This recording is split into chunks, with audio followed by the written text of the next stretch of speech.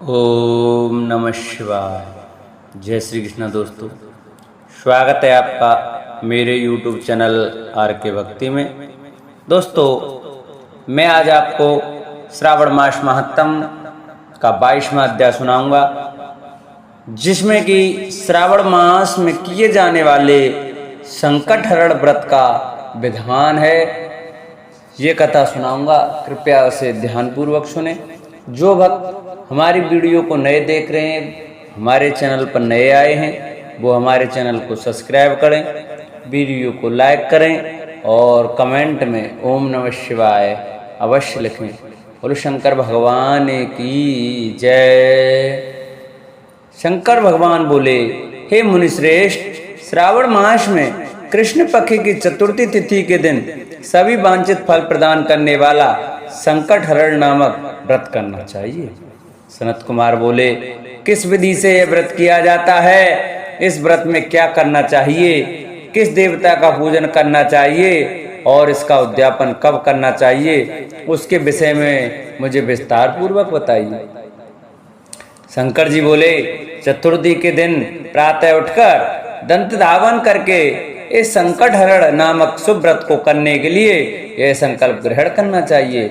हे देवेश, आज मैं चंद्रमा के उदय होने तक निराहार रहूंगा और रात्रि में आपकी पूजा करके भोजन करूंगा। संकट में मेरा उद्धार कीजिए। हे ब्रह्मपुत्र, इस प्रकार संकल्प करके शुभ काले तिलों से युक्त जल से स्नान करके समस्त आहिनक कृत्य संपन्न करने के बाद गणपति की पूजा करनी चाहिए। बुद्धिमान को चाहिए कि 3 माह से अथवा उसके आधे परिणाम अथवा 1 माह से स्वर्ण से अथवा अपनी शक्ति के अनुसार स्वर्ण की प्रतिमा बनाए। स्वर्ण के अभाव में चांदी अथवा तांबे की ही प्रतिमा सुखपूर्वक बनाए। यदि निर्धन हो तो वह मिट्टी की ही शुभ प्रतिमा बना लें, किंतु इसमें वित्त साठ है ना करें, क्योंकि ऐसा करने पर कार्य नष्ट हो जाता है। रम्य अष्टदल कमल पर जल से पूर्ण तथा वस्त्र युक्त कलश स्थापित करें और उसके ऊपर पूर्ण पात्र रखकर उसमें वैदिक तथा तांत्रिक मंत्रों द्वारा 16 उपचारों से देवता की पूजा करें।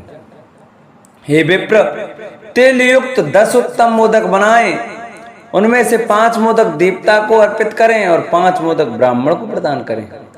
भक्ति भाव से उस विप्र की देवता की भांति पूजा करें और यथाशक्ति दक्षिणा देकर यह प्रार्थना करें, हे विप्रवरी, आपको नमस्कार है। हे देव, मैं आपको फल तथा दक्षिणा से युक्त 5 मोदक प्रदान करता हूँ। हे द्विजश्रेष्ठ, मेरी विपत्ति को दूर करने के लिए इसे ग्रहण कीजिए। हे विप्ररूप गणेश्वर, मेरे द्वारा जो भी न्यून अधिक अथवा द्रव्यहीन कृत्य किया गया हो वह सब पूर्णता को प्राप्त हो। इसके बाद स्वादिष्ट अन्न से ब्राह्मणों को प्रसन्नता पूर्वक भोजन कराएं। उसके बाद चंद्रमा को अर्घ्य प्रदान करें। उसका मंत्र प्रारंभ से सुनिए। हे क्षीर सागर से प्रादुर्भूत, हे साधुरूप, हे निराकार, हे गणेश की प्रीति को बढ़ाने वाले, मेरे द्वारा दिए गए अर्घ्य को ग्रहण कीजिए। इस विधान के करने पर गणेश्वर प्रसन्न होते हैं और वांछित फल प्रदान करते हैं। अतः इस व्रत को अवश्य करना चाहिए।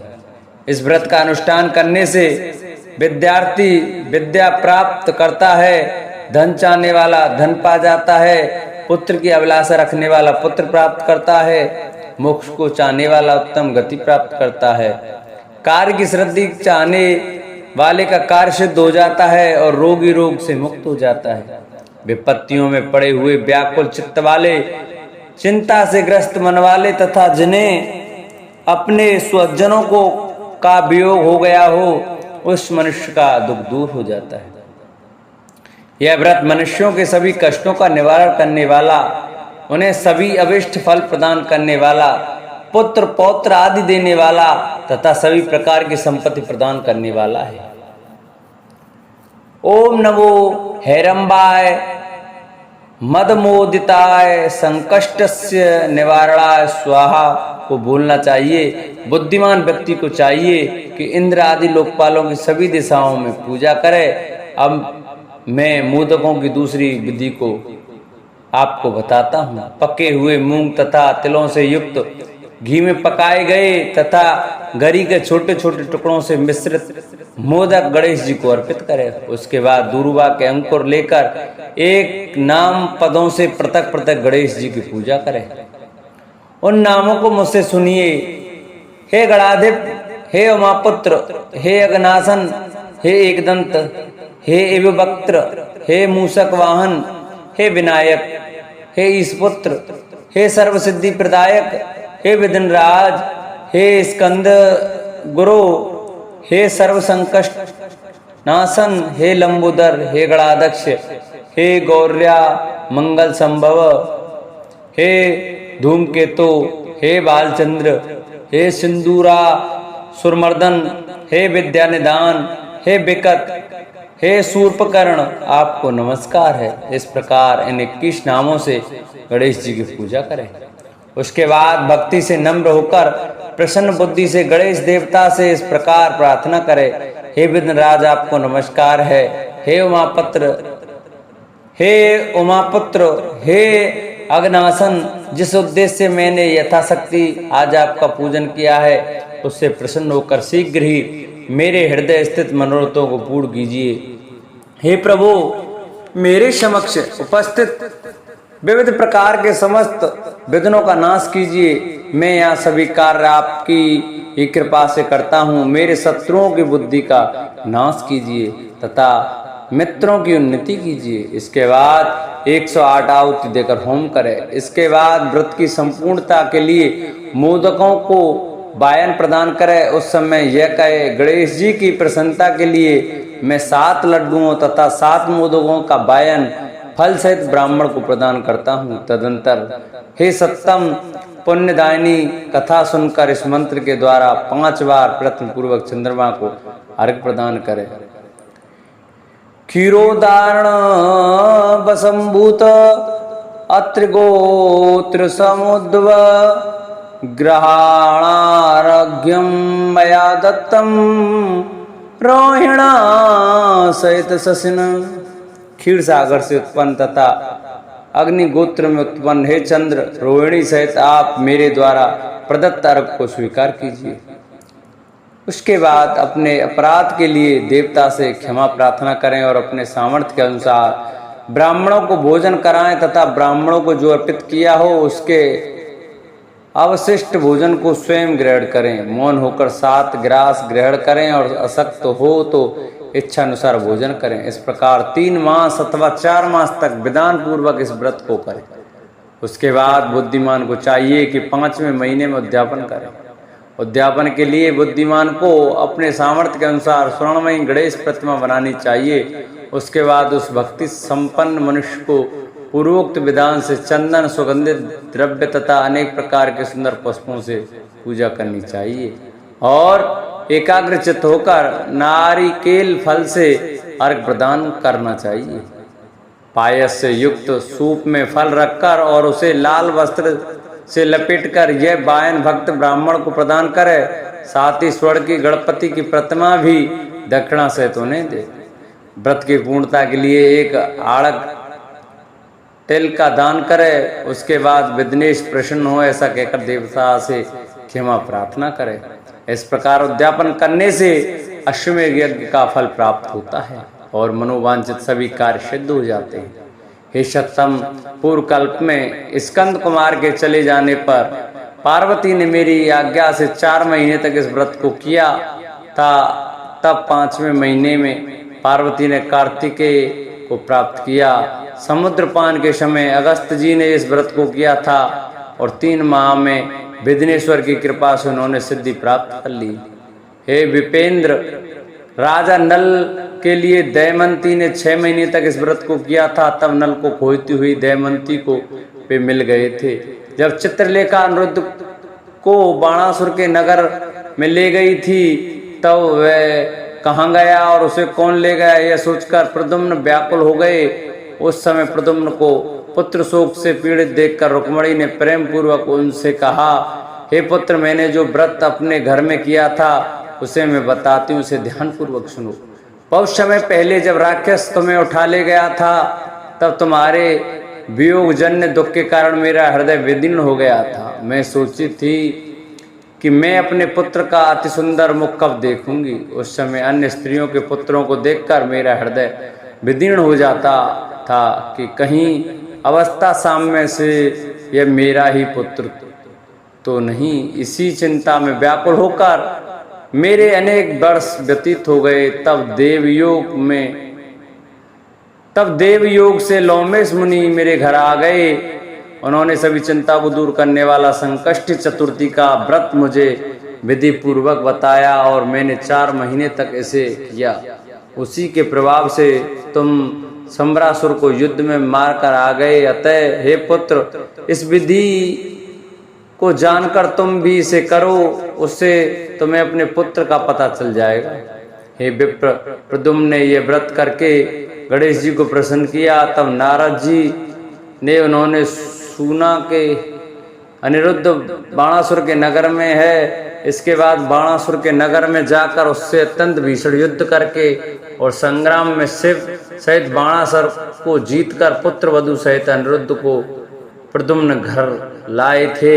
हे मुनि, इसी प्रकार अन्य देवताओं तथा असुरों ने भी विघ्नेश की प्रसन्नता के लिए व्रत किया था। हे सनत कुमार, इस व्रत के समान सभी सिद्धियां देने वाला इस श्लोक में कोई भी व्रत, तप, दान और तीर्थ नहीं है। बहुत कहने से क्या लाभ, इसके तुल्य कार्य सिद्धि करने वाला दूसरा कुछ भी नहीं है। अभक्त, नास्तिक तथा सठ को इस व्रत का उपदेश नहीं करना चाहिए, अपितु पुत्र, शिष्य, श्रद्धालु तथा सज्जन को इसका उपदेश करना चाहिए। हे विप्र से, हे धर्मिष्ठ, हे विधि नंदन, तुम मेरे प्रिय हो तथा लोकोपकार करने वाले हो, अतः मैंने तुम्हारे लिए इस व्रत का उपदेश किया। इस प्रकार श्री स्कंद पुराण के अंतर्गत ईश्वर सनत कुमार संवाद में श्रावण मास महात्म में चतुर्थी व्रत कथन नामक 22वां अध्याय पूर्ण हुआ। बोलो शंकर भगवान की जय। सभी मनोकामनाएं पूर्ण करने वाले और जीवन में सुख समृद्धि, धन संपत्ति और शत्रुओं से सुरक्षा हेतु सर्वश्रेष्ठ व्रत रविवार की कथा इस प्रकार से है। प्राचीन काल में एक बुढ़िया रहती थी। वह नियमित रूप से रविवार का व्रत करती। रविवार के दिन सूर्योदय से पहले उठकर बुढ़िया स्नान आदि से निवृत्त होकर आंगन को गोबर से लीपकर स्वच्छ करती। उसके बाद सूर्य भगवान की पूजा करते हुए रविवार व्रत कथा सुनकर सूर्य भगवान का भोग लगाकर दिन में एक समय भोजन करती। सूर्य भगवान की अनुकंपा से बुढ़िया को किसी प्रकार की चिंता व कष्ट नहीं था। धीरे धीरे उसका घर धन दान से भर रहा था। उस बुढ़िया को सुखी देख उसकी पड़ोसिन उससे बुरी तरह जलने लगी। बुढ़िया ने कोई गाय नहीं पाल रखी थी, अतः वह अपनी पड़ोसिन के आंगन में बंधी गाय का गोबर लाती थी। पड़ोसिन ने कुछ सोचकर अपनी गाय को घर के भीतर बांध दिया। रविवार को गोबर न मिलने से बुढ़िया अपना आंगन नहीं लीप सकी।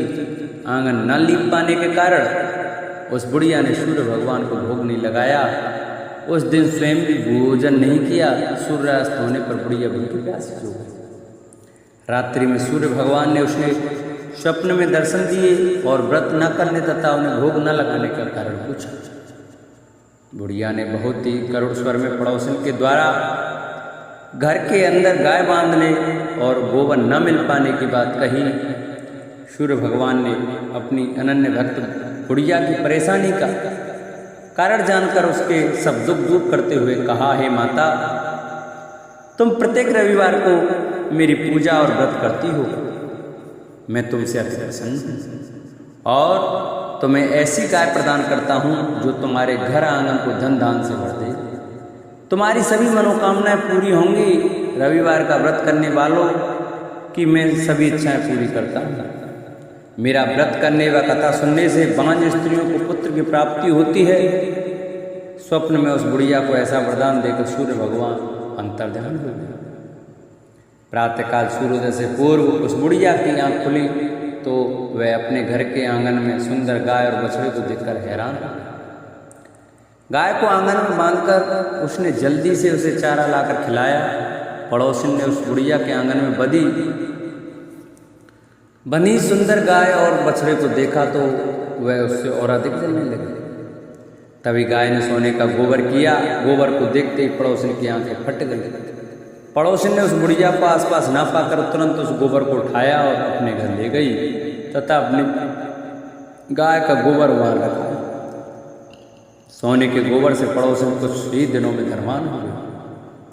गाय प्रतिदिन सूर्योदय से पूर्व सोने का गोबर किया करती थी और बुढ़िया के उठने से पहले पड़ोसिन उस गोबर को उठा ले जाती थी।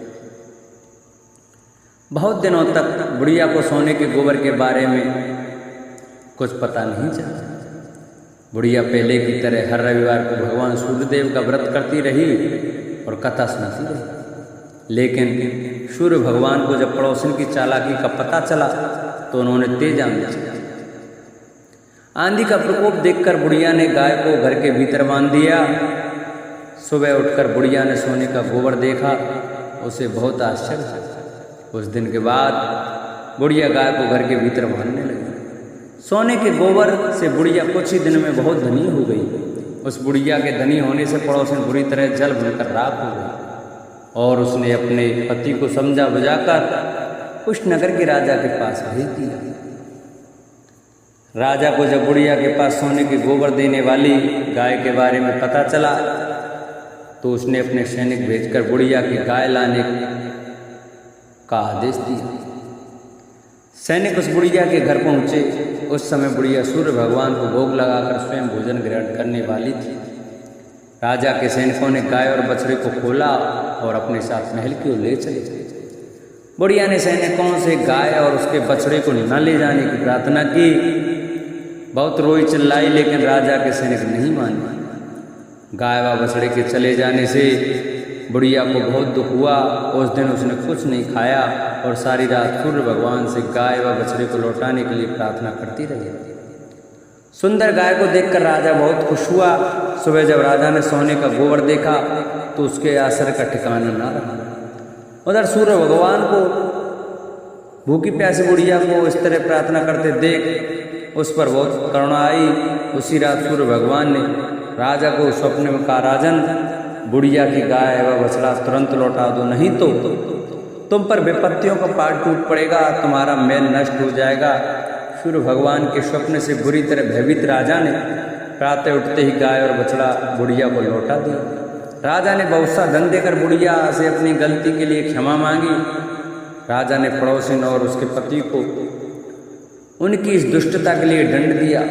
फिर राजा ने पूरे राज्य में घोषणा कराई कि सभी स्त्री पुरुष रविवार का व्रत किया करें।